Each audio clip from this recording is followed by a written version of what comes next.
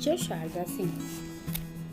मेरे प्यारे बच्चों, जब हम कभी भी किसी से भी बात करते हैं तो बात करते समय हम कहीं ना कहीं थोड़ी देर के लिए रुक जाते हैं, फिर थोड़ी देर के बाद बात करते हैं, या हम लगातार चपड़ चपड़ तो नहीं करते। अगर हम चपड़ करें या कोई हमारे सामने लगातार बात करे तो हम परेशान होने लगते हैं। वो क्या बोलता है उसकी ओर हम ध्यान भी नहीं देते। लेकिन अगर कोई किसी बात को आराम से बोले, धीरे धीरे बोले, समझा के बताए, तब हमें उसकी बात सुनने में बहुत अच्छा सा इंटरेस्ट आता है। मेरे प्यारे बाल मित्रों, मेरा कहने का अर्थ यह है कि किसी भी भाषा में कुछ बोलते या लिखते समय कुछ स्थान पर विराम या ठहराव की आवश्यकता होती है। विराम के लिए जिन चिन्हों का सहारा लिया जाता है उन्हें विराम चिन्ह कहा जाता है।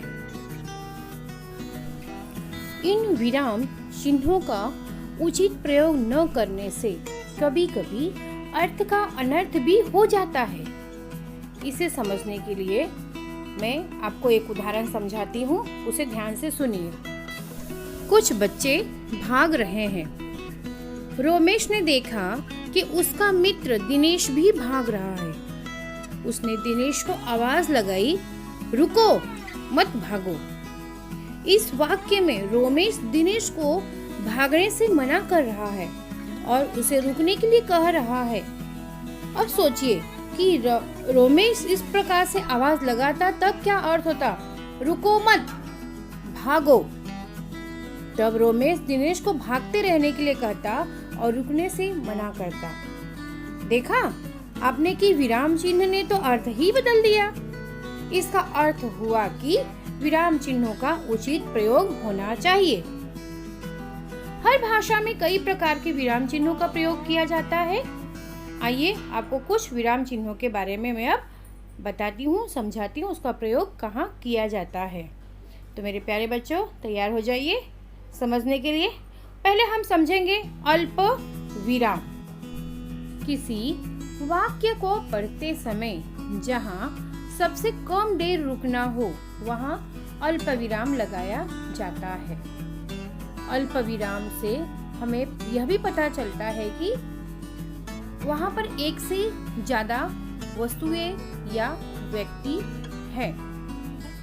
इसका उदाहरण समझाते हुए मैं आप लोगों को यह चित्र दिखाकर बता देती हूँ। जैसे कि आप लोग अभी देख लीजिए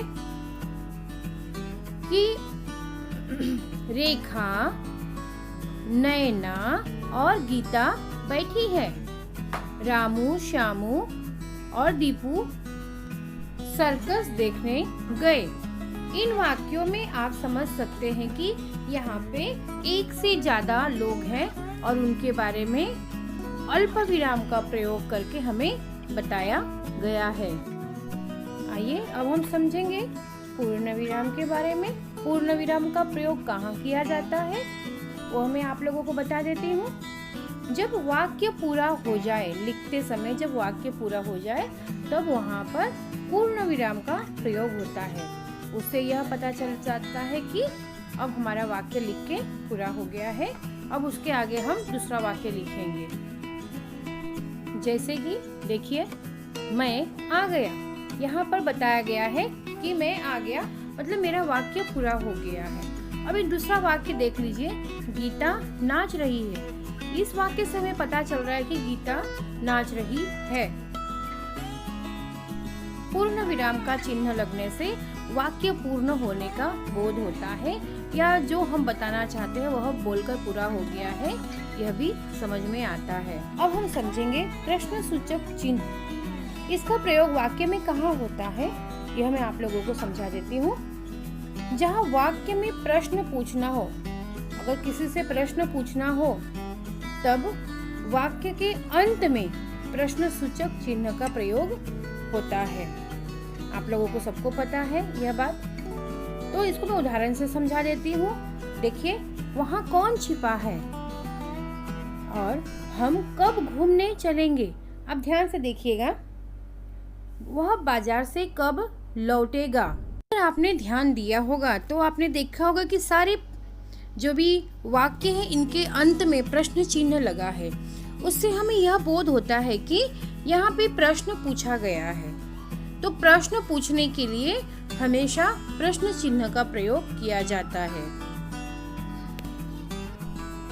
अब हम समझेंगे विस्मयादि बोधक चिन्ह, यह क्या है, इस चिन्ह का कहाँ पर प्रयोग किया जाता है। तो मैं बता दूं आपको, इस चिन्ह का प्रयोग खुशी, शोक, घृणा आदि भावों को प्रकट करने के लिए विस्मयादि बोधक चिन्ह का प्रयोग किया जाता है। जैसे कि वाह कितना स्वादिष्ट पकवान है, छी कितनी गंदी बात है। तो मेरे प्यारे बच्चों, देखा आपने कि विराम चिन्ह का प्रयोग करके हम अपने मन की भावों को बड़ी ही सरलता से एक दूसरे को समझा सकते हैं। अब हम समझेंगे योजक चिन्ह के बारे में। दो शब्दों का जोड़ा बनाने के लिए अर्थात उनमें संबंध दिखाने के लिए उनके बीच योजक चिन्ह लगाया जाता है। जैसे कि अपने माता पिता का आदर करो, इधर उधर मत भागो। रुकने के लिए लगाए गए संकेतों को विराम चिन्ह कहते हैं। पूर्ण विराम वाक्य पूर्ण होने पर प्रयोग किया जाता है। अल्प विराम वाक्य के बीच में जब थोड़ा रुकते हैं तब अल्प विराम का प्रयोग किया जाता है। प्रश्नवाचक चिन्ह वाक्य में जब कुछ पूछा जा रहा है तब उसके अंत में प्रश्न चिन्ह लगाया जाता है। विस्मयादि बोधक चिन्ह नफरत, खुशी, कष्ट, शोक आदि भावों को प्रकट करने के लिए इस चिन्ह का प्रयोग किया जाता है। योजक चिन्ह दो शब्दों के बीच संबंध दिखाने के लिए उनके बीच योजक चिन्ह का प्रयोग किया जाता है।